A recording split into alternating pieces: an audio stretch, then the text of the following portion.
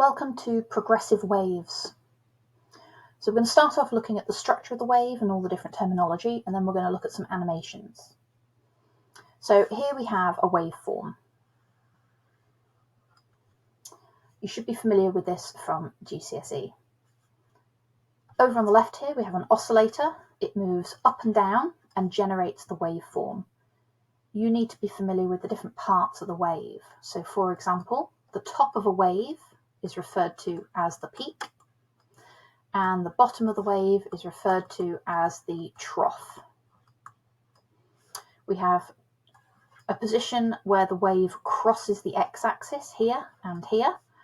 At this position it is going downwards, and at this position the wave is going upwards. So those are all useful reference points when we're talking about the shape of a wave. The wavelength is the distance between any two repeating parts of the wave. So for example, between the two peaks, peak to peak, that is the wavelength. If we go trough to trough, so here we have a trough forming to the next trough, that is the same distance. You could also choose this position here. Be careful that you're not making that mistake and going to there, and instead you're going all the way to that position over here where it's going downwards. So that would be the wavelength as well. The wavelength is measured in meters. The height of the wave is known as the amplitude, which is from the peak to the equilibrium position, or from the trough to the equilibrium position. So we have the amplitude, which is the same distance as that one there. The distance between a peak and a trough is known as the peak to peak difference, this being the positive peak and a trough being like a negative peak. So please be aware that that is not the amplitude. The speed of the wave is how fast is this peak travelling in that direction. So there we have the velocity of the wave. So how fast is that travelling in meters per second? And that will depend upon the material that the wave is travelling through. The frequency of a wave is how many wavelengths are passing by per second. So there's one wavelength. If we set up an observation position here and watch how many wavelengths are going by per second, then we will have the frequency. And because this value relies upon the size of that wavelength, the length of that wavelength, and how fast the wave is travelling, we can see that those items are connected by this equation. Velocity divided by wavelength. If we analyse the units, then we can see what the units for frequency are. Velocity is meters per second, and the wavelength is measured in meters. So meters per second over meters, they cancel, and you have a frequency being measured in per second. And we tend not to say that, we tend to call it hertz, but that's what hertz means. So hertz is just a fancy way of saying per second. Now we've talked about wavelength as being the distance between two repeating parts of a wave, but the amount of time that passes from this peak going by until that peak goes by, the amount of time it takes for one wavelength to go past, that's known as the period with a capital T, and it is measured in seconds. So how many seconds does it take for one wavelength to go by? So we've got this idea of frequency measured in per second and period being measured in seconds. Period and frequency are connected inversely. So frequency is 1 over period, and period is 1 over frequency. So you can substitute period into this equation, for example, and vice versa. Let's have a look at some of the simulations about waves. So most people are familiar with water waves, and if we turn on this dripping tap, we can generate water waves in a container. I can alter the frequency of the wave, I can alter the amplitude of the wave. If I turn on the graph, then I can see the water level on the y-axis and the x position on the x-axis. And if I pause the simulation, I can take some measurements. So for example, I can measure the distance between repeating parts of the wave. I can measure the wavelength. Now, because this wave is decreasing in amplitude the further away from the source it gets, it's a bit tricky to measure the distance from one peak to the next, because I'm actually measuring not horizontally, but I'm actually measuring slightly downhill. So I'm going to use my understanding of the simulation and understand that the energy is being lost as you get further away from the source. And I'm actually going to measure from where it crosses the axis. So we're going up at this part of the wave, so I'm going to measure to that position there. And I can see that the wavelength of this wave is 2.6 centimeters. I can use a timer to measure the period of the wave. So I'm going to place the timer here, and I'm going to use the left side of this device as my reference point. I can start recording data, and I'm going to count 5 wavelengths going past. You'll notice that it's moving quite quickly. So if I was to start the timer when one peak, and then the next peak goes by, the amount of time that I'm recording is quite small, and my reaction time is quite a large percentage of this piece of data. So it's not an accurate way of doing it, to do it one period at a time. So instead I'm going to count 5. So I'll pick a peak, and I'll start the timer and count 1, 2, 3, 4, 5 wavelengths. I would then divide that number by 5 to get the value of 1 period.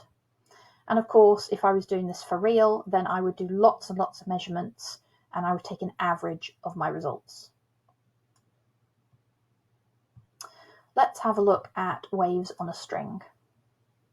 So here we have another simulation.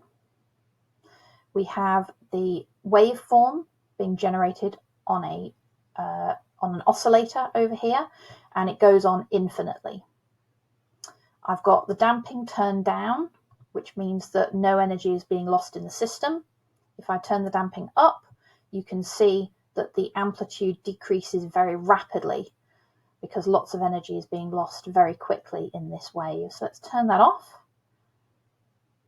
And there we have our wave. I'm going to slow it down a bit so it's easier to see. So you can see the oscillator on the left-hand side. It's being generated by a circular motion. And what we've got here is we've got, essentially we have circular motion, and this oscillator is the y-axis of that circular motion. And that produces a sinusoidal waveform. We can see the amplitude and the frequency set here, and we can measure those using rulers, for example. So if we pause, then we can measure the wavelength. If I go from peak to peak, it's a bit difficult to work out exactly where the peak is. Is it this item here? Is it this ball here? Or is it the one to the left? So because it's so difficult to detect, I'm going to use my doubt to inform my method. And because it's difficult to figure out where the top is, I'm not going to use that position. I'm going to use where it crosses the axis instead. So I'm going to use the position where it crosses that reference line, the equilibrium position, and I'm measuring the position of the string.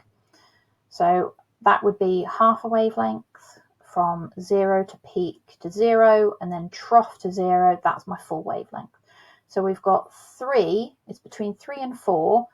These divisions here are 0.2 of a centimetre. So you've got 3.2, 0.4, 0.6, 0.8, and there's the next centimetre. So it's somewhere between 3.6 and 3.8. So I would write down 3.7 plus or minus 0.1 of a centimetre. Okay, so that would be the wavelength. If you know the frequency, then you can calculate the speed of the wave, or you can use a timer to do that, and therefore calculate the frequency from there. We have a frequency of 1 Hertz. We have our wavelength measured, We could use a timer, and we can set up a reference position, maybe going out of the window, and we can measure the period in order to get the frequency. So we can do what we did in the last simulation. Now remember that we're in slow motion, so if I was to take a reading of time here, that would be a wrong value. So I'd need to have it at normal, and this is very tricky. So what I would do here is, because it's going so fast, is I'd probably measure 10 oscillations if I was going to try and calculate the period. Let's have a look at another simulation. We've got sound waves here. So sound waves work a bit differently. We've been talking in this simulation and this simulation about transverse waves. We're now going to have a look at longitudinal waves. You'll notice that in transverse waves, the oscillation here is at 90 degrees to the direction of travel of the wave. The wave is traveling from the left side of the screen toward the right side of the screen, but the oscillator is actually moving at 90 degrees to that. In longitudinal waves, we have the oscillation is parallel to the direction of energy flow. So let's have a look at these waves. Let's turn on the speaker. We can see the sound waves spreading out from the speaker. So the way the speaker works is we have a flexible cone, and the cone is being pulled back and pushed forward, and it's literally pushing the air backwards and forwards in order to create pressure waves. So if we have a look at the graph is showing the pressure along this dotted line in the center of the square. So on the y-axis we have pressure, and then we have position away from the speaker, and we can see that we've got a sinusoidal waveform here. So these are pressure waves. But what's actually happening is that the air through which the wave is passing is made of particles, and those particles are being oscillated parallel to the direction of flow of the wave. So the wave is traveling from the left side toward the right. The particles in the air are oscillating backwards and forwards. Let's have a look at those particles. So let's turn the speaker off for now, and then we'll have a look and see what the particles are doing without a wave, and then I'll switch the wave back on. So here we have the particles in the air. Some of them are coloured red, just so that it's easier to keep your eye on them and watch what they're doing. If they were all the same colour, that would be extremely difficult to do. So what I recommend that you do is pick one of the red particles that are along that centre line and watch what it's doing. Notice that there is no wave at the moment, so they are just behaving normally.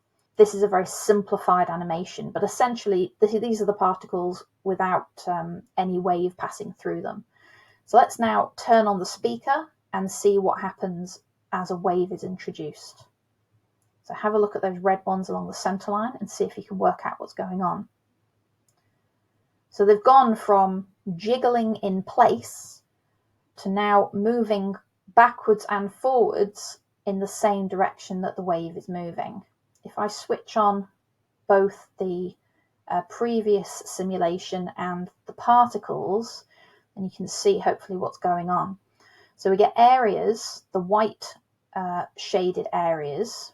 So the white shaded areas here are where you have a high density of particles, so that would be a peak. And then the trough is the black shaded areas where you get fewer particles. If you have a look at the red particles along this centre line, you'll notice that when they're moving, they are moving toward the speaker and away from the speaker, and that's the direction of oscillation.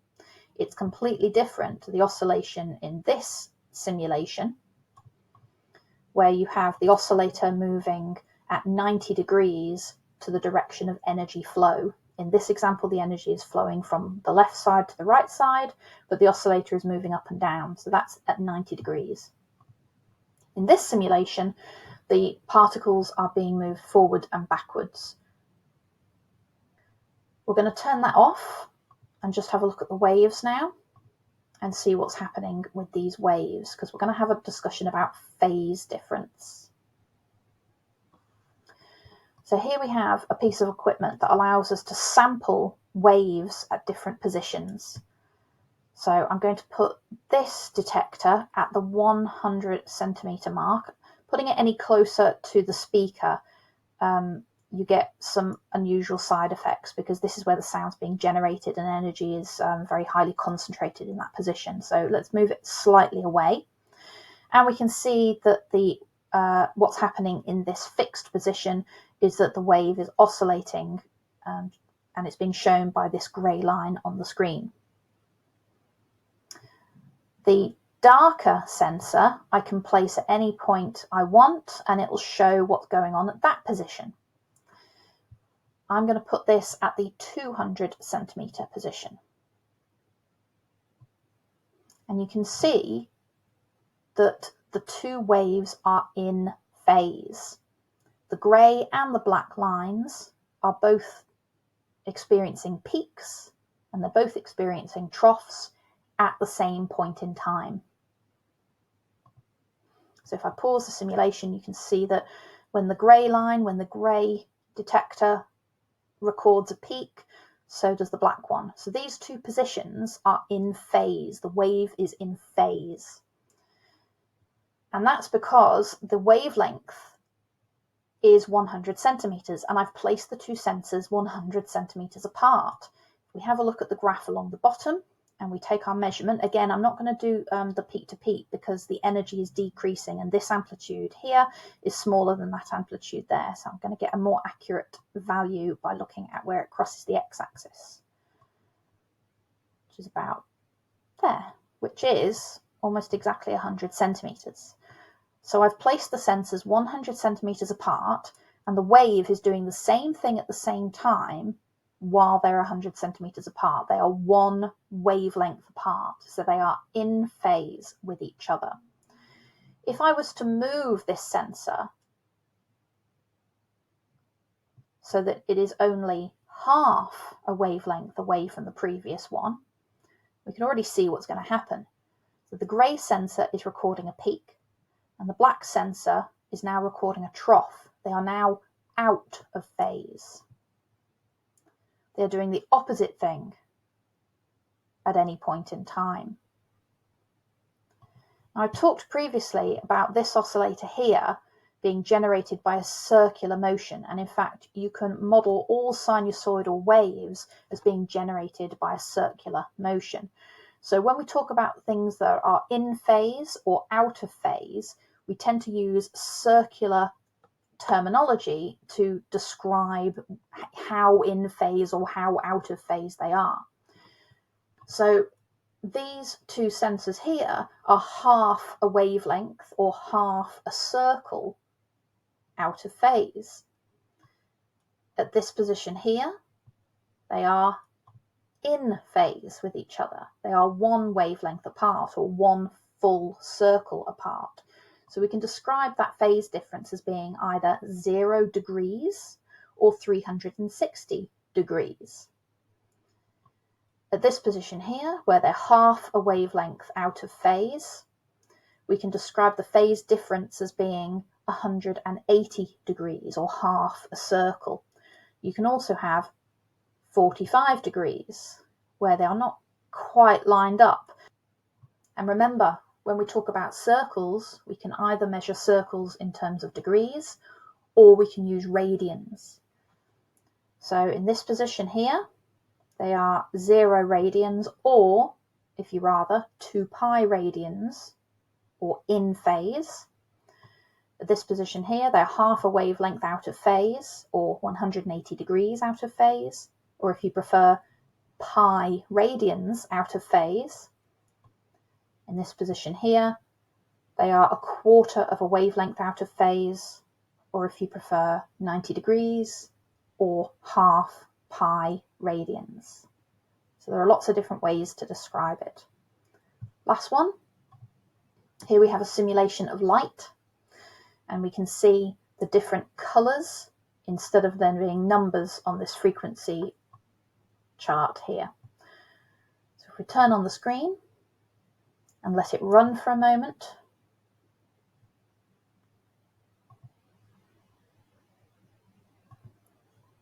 then we can measure the wavelength of red light, 600 and roughly 650 nanometers. If we then change to a higher energy light,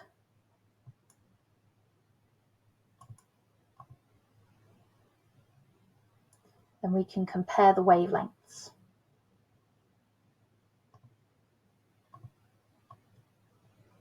So already you can see that the wavelength of the red is much longer than the wavelength of the purple, which is about 400 nanometers.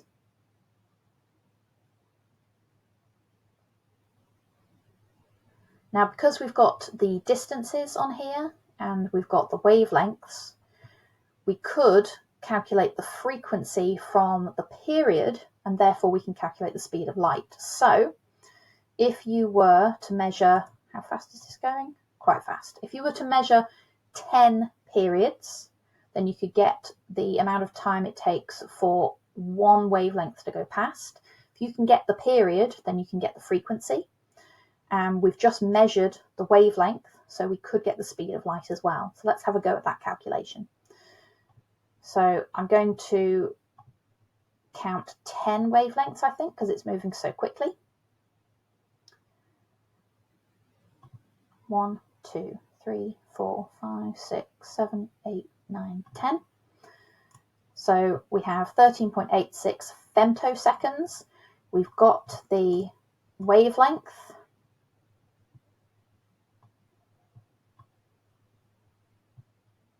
So we should be able to calculate the speed of light, and we'll know how accurately we've calculated it because we know what the true value should be. So here is the data that we collected from the simulation. First thing that we need to do is calculate frequency from the period. We have collected 10 periods, so 1 is going to be that number divided by 10. Gives us 1.386 femtoseconds, femto being times 10 to the minus 15. And then we need to combine that with the wavelength after we've turned it into a frequency, remembering that frequency is the inverse of the period. So we have 1.386 times 10 to the minus 15 seconds. Take the inverse of that, and it is approximately 7.2 times 10 to the 14 hertz. It's not exactly this figure. There are some more decimal places after that. I'm going to keep this number on my calculator and use the value still stored in my calculator in the next calculation, but I'm just going to record a rounded value in my working. So when we substitute that value for frequency in here, we get the calculator value, but I'm writing this down for simplicity, multiplied by our value for wavelength, which is in nanometers. Nanometers, there we go. And nano is times 10 to the minus 9. And this gives us 2.9 times 10 to the 8 meters per second. Now, if we were doing a full analysis of this, what I would do is I would calculate the error, the measurement error in this value, the measurement error in that value. I would work out how they combine. So you'd add the percentage errors because we're multiplying the values together. We'd multiply those add the percentage errors together to find the percentage error in the value for velocity. And if that percentage error was larger than the percentage difference between this value and the true value of 3 times 10 to the 8 meters per second, then we're good. But that's not what this video is about, so I'm not going to go into that level of detail. There are many different ways to calculate the speed of sound, for example. We know this equation, and we know that velocity is also displacement divided by time. We're going to have a look at some experimental methods that can be used to calculate the speed of sound in free air. That means air that is not confined. The first technique we're going to have a look at is the clap echo method. So in the clap echo method, what you would do is you would make a noise, you would measure how long it takes for that noise to return to you with its echo, and you would use this equation here to calculate the velocity of the sound. The distance would be double the distance between the source of the noise and the object that the noise is echoing off. And the time is how long it takes for the noise to echo and come back to you. A good application of this type of method allows you to calculate the distance. So here we have a ship, and it needs to know how much water there is beneath it so that it doesn't run aground, it doesn't come into contact with the sea floor. We have a transducer emitting waves of sound in an ultrasonic pulse, ultrasonic meaning very, very high frequency sound. The transducer emits the sound which reflects off the sea floor, so we have double the distance here being travelled by the wave, and then that sound is detected here at the detector, and because we would know the speed of sound in water, that allows us to calculate the distance below the ship by using this equation. So you would input the velocity, and that would allow you to calculate twice the depth because it's travelling all the way down and then all the way up, so it's actually travelling twice that distance, d. And then you would measure the time that it took to be emitted and then received, and that would allow you to calculate d, knowing the velocity of sound in water. Another technique for calculating the speed of sound would be the flash bang method, where somebody stands a long distance away from you and emits a flash and a bang at the same time. A long time ago, this would have been done with a starting pistol, but this is not a responsible thing to be doing in schools these days. So sometimes it's done with a drum, where somebody hits a drum, is seen to hit the drum, and then a little while later the bang of the drum is received at the observer. And what you can do is measure the distance that the person is away from you, measure the time it took between the person being seen to hit the drum and then the sound reaching your ears, and that would allow you to calculate the velocity of sound in the air between the two of you. A modern application of this is at the Olympics. So a long time ago, we used to use a starting pistol, and that pistol would emit a flash as it went off. It would also emit sound as it went off as well. And the problem is that some of the athletes might respond to the flash and other athletes might respond to the sound of the bang. And so because those two things travel at different speeds, if you are watching for the flash, you'll have an advantage, and if you're listening to the sound, you'll have a disadvantage. Another problem with this is the distance you are away from the gun itself, particularly if you are concentrating and not looking for the flash and you're listening for the bang. If you are far away from the gun, then you're going to hear the sound later. And this would have been important had this technology if it was still being used in the 2024 Olympic 100-meter men's final. So here is a diagram of the starting positions of the runners. Now the winner was in lane 7, Lyles, and the person who came second was in lane 4, Thompson. Now, if the starting pistol was still being used, just like it was a long time ago, then that person would have been off to the side here, and it would have been Thompson who would have received that sound first, and then Lyles would have received that sound afterwards, a short amount of time afterwards. And we can calculate the difference if we know how far apart they are, which we do. So, for example, we know that the distance between the two of them, they are 1, 2, 3 lanes apart, and each lane is 1.22 meters wide. So that is the distance between them, and the velocity of sound in air is approximately 330 meters per second. So if we have a look at our equation,